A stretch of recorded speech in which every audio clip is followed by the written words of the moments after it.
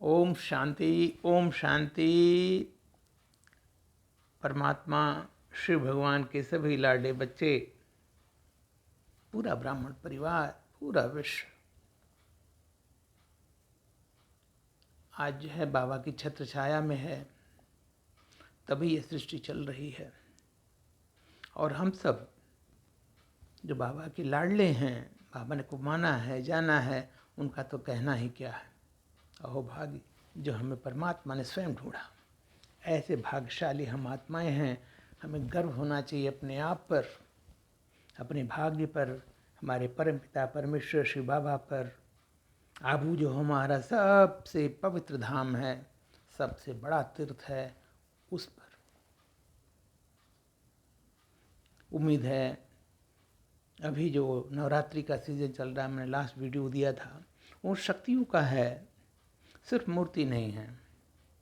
वो शक्तियाँ हैं, और शक्तियाँ एक जो परमात्मा है, जो सर्वशक्तिमान है, उसने दी है। हर आत्मा को दी है, हर देव को दिया है, चाहे देव आत्मा हो चाहे मनुष्य आत्मा हो, सबके शक्ति का स्रोत वही सर्वशक्तिमान परम पिता परमेश्वर निराकार शिव हैं।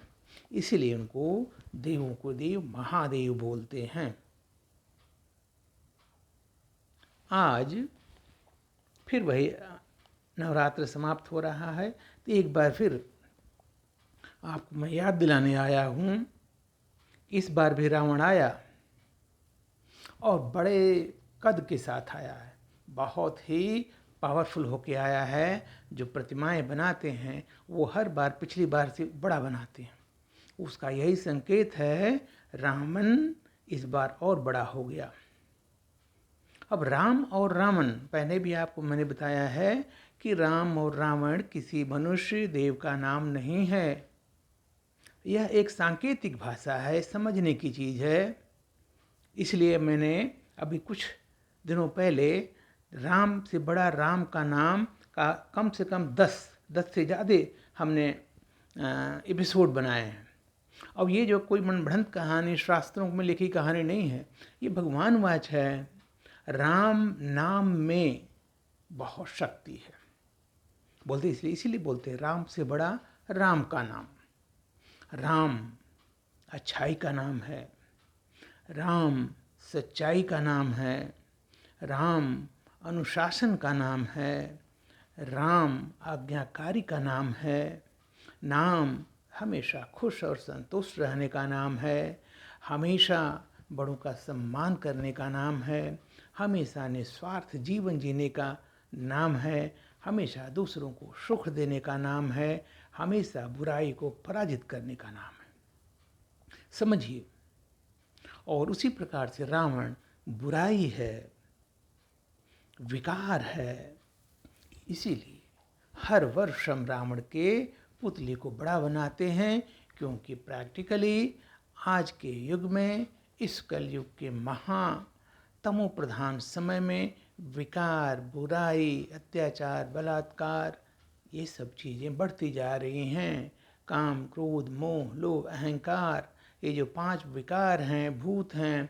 इसीलिए रावण को 10 शिष्य दिखाते हैं, 5 लक्ष्मी, 5 नारी के विकार, 5 मनुष्य के विकार। इस दलदल में इंसान फंसता जा रहा है, फंसता जा रहा है। थोड़ा सा जो है उसको लगता है कि यही जीवन है, क्योंकि उससे बाहर निकलना नहीं चाहता। कूप मंडूक हो गया है, क्योंकि माया यानी कि रावण उसको अपने गिरफ्त में ले रखा है। निकल नहीं सकते, उसके चंगुल में फंसे हुए। ये जो हमारी ब्रह्मा कुमारी ईश्वरी विश्वविद्यालय है और हमारी बहनें हैं, वही ईश्वर के ज्ञान को, वही ईश्वर परमपिता परमेश्वर निराकार शिव, जो कि इस समय धरा पर आया है हमें रावण के चंगुल से छुड़ाने के लिए, हमें दुख से छुड़ा करके सुख देने के लिए, हमारी सद्गति करने के लिए। लेकिन जो आदमी अंधा बहरा हो गया है, मनुष्य, न उस भाषा को समझता है, न मानता है, न जानता है, सिर्फ शंका। फिर वही कहते हैं जो अगर आपके भाग्य में नहीं है तो कुछ नहीं। लेकिन ये ब्रह्मा कुमारी ईश्वरी विश्वविद्यालय जो ईश्वर का परिवार है, ईश्वरी संतान है, वो अपना कार्य नियत रूप से कर रहे हैं, अपने जो बाबा के फरमान पे चल रहे हैं कि बाबा के ज्ञान को, बाबा के स्वरूप को, बाबा के नाम को, बाबा के रूप को, बाबा की जिम्मेदारी को, बाबा का इस समय उनका क्या पार्ट है, इस सब चीज़ को समझाने में, बताने में अथक सेवा कर रहे हैं। उनका अपना काम है, पूरे निश्चय से कर रहे हैं। आप नहीं सुनते हैं तो ये आपका भाग्य है या दुर्भाग्य है, आप स्वयं समझ लो। ईश्वर बार बार कहता है जो अभी ना आया लास्ट समय में आएगा, लेकिन मिलेगा कुछ नहीं। इसलिए बोलते हैं अब नहीं तो कब नहीं। एक बार और बहुत पहले कहावत है, राम नाम की लूट है। राम मतलब भगवान, भगवान स्वयं अपने खजाने लुटा रहा है, अपना नाम लुटा रहा है। इस समय राम नाम की लूट है, लूट सके सो लूट, अंत काल पछताओगे जब प्राण रहेंगे छूट। बिल्कुल सत्य वचन है, भगवान वाच है। जब तक आपके ऊपर जो विकार है, पाप का बोझा है, वो नहीं उतरेगा, आपके प्राण यानी कि आत्मा शरीर से नहीं निकलेगी। और उस अंत समय आपको इतना सजाएं का अनुभव होगा कि आप तड़पेंगे, प्राण निकलेगा नहीं। बोलते हैं ना कि प्राण नहीं निकल रहा है, इसीलिए कि वो जो विकार का जो बोझा है सिर के ऊपर पाप कर्मों को, वो इतना बड़ा है कि उतर नहीं रहा है। उतर नहीं रहा है तो आत्मा प्राण छोड़ेगी नहीं। जब तक आप जो है उसको चुकतू नहीं करोगे, आप परम धाम यानी कि शांति धाम, या इसको बोलते हैं सदगति, मिल नहीं सकती। लिख लीजिए, अंडरलाइन। कि भगवान का कहना है, किसी मनुष्य या किसी जन विद्वान का नहीं है। जब स्वयं भगवान कहता है उसको मान लीजिए, उस पर विश्वास कर लीजिए। तो रावण वही है, माया वही है, इसलिए रावण फिर आया। और आज रावण आया नहीं, हम सब में जितने भी मनुष्य मात्र हैं, पूरे विश्व के हर मनुष्य में कहीं न कहीं एक छोटा रावण, बड़ा रावण विद्यमान है। उसी को बोलते हैं हम विकार, उसी को हम बोलते हैं बुराई। अगर उस बुराई को हम पहचान लें और दृढ़ निश्चय कर लें कि हमें इस बुराई से बचना है, बुराई को निकाल फेंकना है, वो तभी होगा जब आपको ईश्वरीय ज्ञान और ईश्वरीय शक्ति मिलेगी। इसे आपको कोई भी गुरु, संत, महात्मा, सत्संग कुछ भी कर लो, नहीं निकलेगा। ईश्वर की याद में रहिए, मुँह से कुछ नहीं बोलना है। यहाँ से बिल्कुल परम धाम, ईश्वर के धाम में जाइए, ईश्वर को याद कीजिए।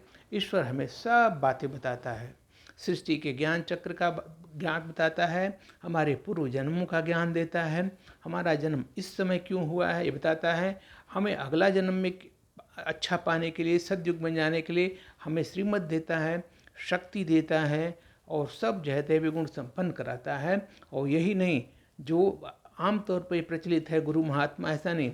यह ईश्वर जो हमारा गुरु भी है, शिक्षक भी है, बाप भी है, वो हमें अपने संग लेकर जाता है उस परम धाम, शांति धाम, जिसको हम सद्गति कहते हैं या मुक्ति बोलते हैं। और यही नहीं, जो बाबा के बच्चे बन गए, बाबा के मार्ग पर चल लिए, बाबा को जान लिए, पहचान लिए, उनको जीवन मुक्ति मिलती है। आम दुनिया जीवन मुक्ति नहीं जानती है। जीवन मुक्ति का मतलब सतयुग त्रेता के अंदर 21 राजाई जन्म, राजाओं का जन्म 21, सतयुग में 8, त्रेता में 12, और एक जो है संगम युग का, जो कि स्वयं परमात्मा आकर के हमें बताता है।